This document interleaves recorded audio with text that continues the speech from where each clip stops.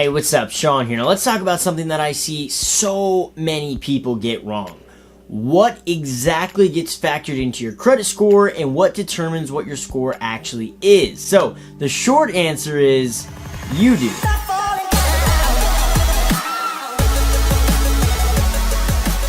So we all start out on the same playing field when it comes to credit. We all have this zero credit, no credit, whatever score you want to call it, all starting out on the same playing field, and essentially the financial decisions you make is what determines your score. And a lot of people really hate this whole credit term or really how to build credit or everything about credit, but it's actually relatively simple and is a really great guide as to actually determining what your financial prowess is all about. You know, you'll have your guys who have really high credit scores who pretty much go up to you and say, hey, my name's Sean and I've got a good credit score. And then you've got the other people who don't have the good credit scores who never like to talk about credit at all. But no matter where you fall on the spectrum, it's okay whether you got good credit, bad credit, no credit. My buddy Simon actually says it the absolute best when it comes to credit. Your score reflects the decisions you made in the past, which might have brought them down, but the decisions you will be making can bring them back up. So let's do it. Here is a breakdown of the 5 major components that affect your credit score. So take it all in. As you can see in the pie chart, it's broken up into your payment history, amounts owed, length of credit history, new credit, and the different types of credit. So let's briefly touch on each. Payment history is the first one. Now, payment history is exactly what it sounds like. How is your history in regards to making the payments? Are you consistent? Are you not consistent? Are you even making payments? Are you not making payments? Payment history is a big one, and it is where a lot of people get into trouble when they don't make their payments on time. That can negatively impact your scores. And everyone knows that, right? So I want to talk about something else that a lot of people don't usually know, and it's the consistency in your payments.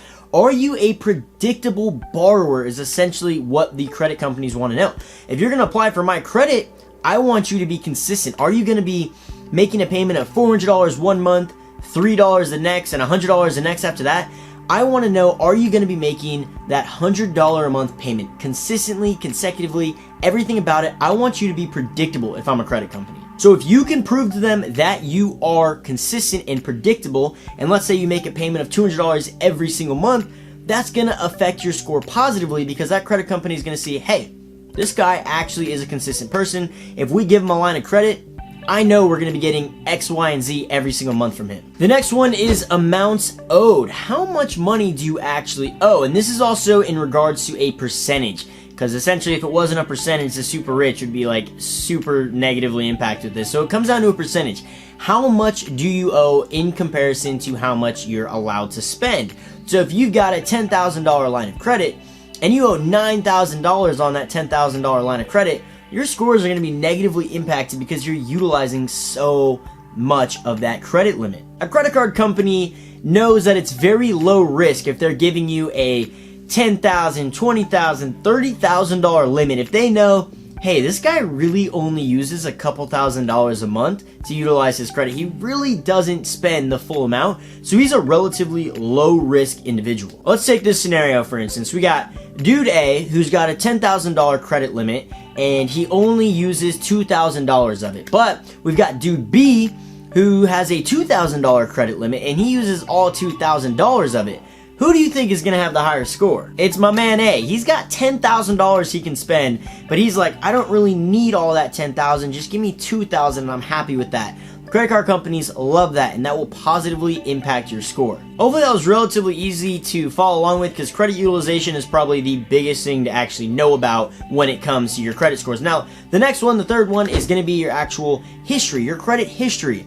How long have you had credit? Are you brand new? Do you have one card that you've had for a month or two? Because you're going to be a lot higher risk than someone who's had a credit card for 300 months. I mean, they've had it for years and years and years. If you have a long credit history, you're going to be a relatively low risk if that credit history is good credit history. So that's why it's relatively hard for younger individuals to have really high credit scores, because you just don't have the history. You don't have the time like some older individuals actually do. Now, at the time I'm making this video, I'm 22 years old, and my credit scores are in the low 800s because I've utilized them effectively since I was 18. So it's very rare to have that. Usually younger individuals just don't have that credit history to be able to actually have a higher score because of it. But that's okay, because if you've got 10 years of terrible credit history, that is going to be much worse than not having history at all. But the fourth one is actually new credit. How often are you applying for new credit lines, or how often do you need more money to spend? How ambitious are you with your liabilities is essentially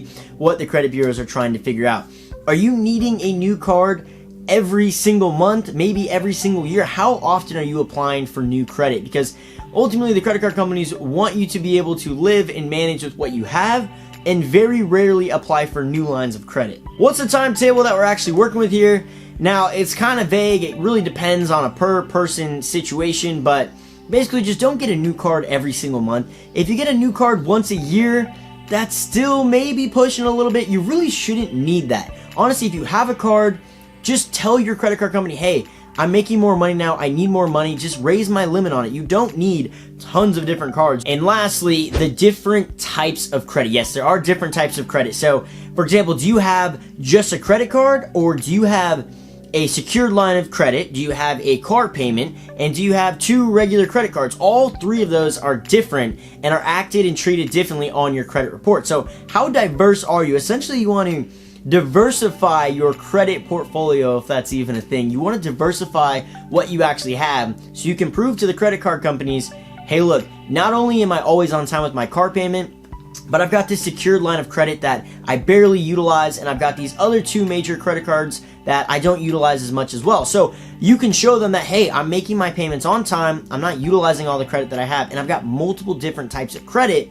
So you can actually see that, hey, I'm good for my money. Diversify, diversify, diversify. But those are the 5 major components that actually impact your scores and break up what your credit score is all about. But if you have one thing to take away from this entire video, just remember your credit scores are affected by the decisions you make. So hopefully you make some good decisions, and I'll see you in the next video.